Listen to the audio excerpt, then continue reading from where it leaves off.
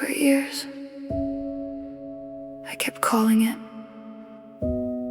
one of those days, until I realized it had been living with me the whole time. People asked, when did this start? I wish I knew, because pain rarely knocks, it slips inside.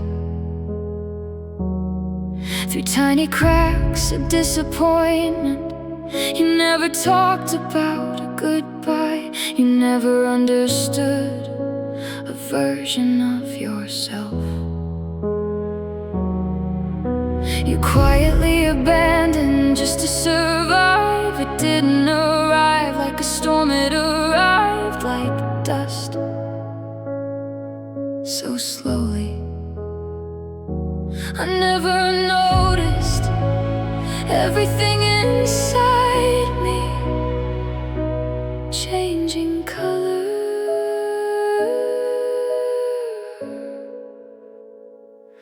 I spent years trying to outrun it.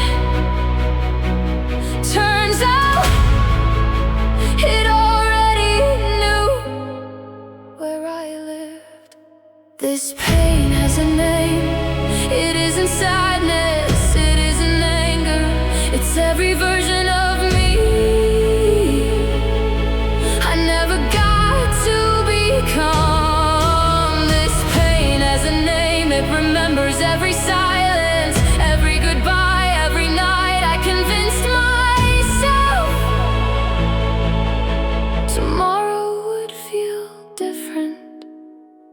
I became very good at carrying things no one could see. Invisible weights, invisible battles, invisible apologies to people who never asked for them.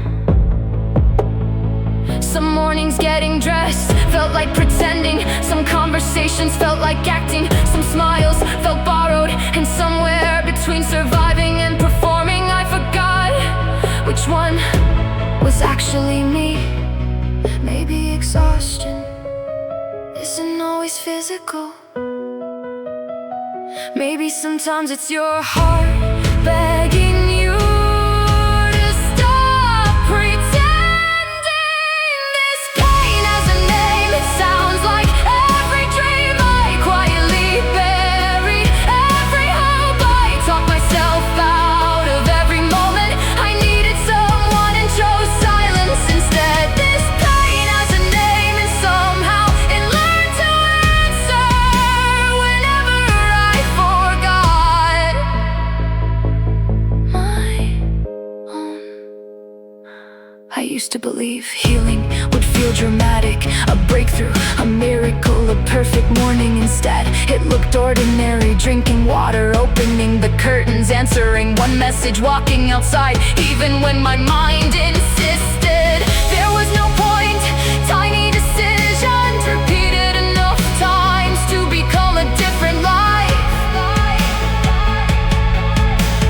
Maybe the opposite of breaking isn't becoming stronger. Maybe it's becoming honest.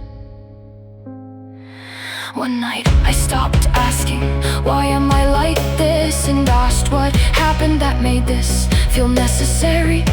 That question didn't erase the hurt. It changed the way I held it. For the first time I wasn't fighting against myself, I was listening. The strange thing about naming pain is that it loses some of its power, not all of it, just enough to remind you it isn't who you are, only something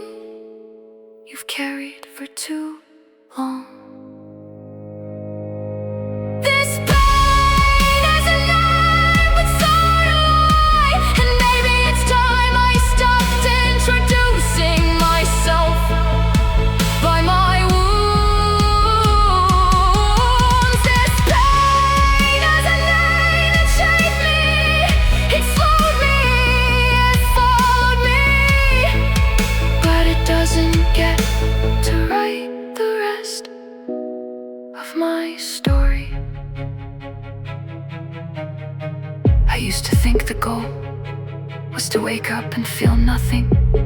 No fear, no sadness, no memories. Now I think the goal is different, to wake up and know those feelings can't exist without deciding who I become.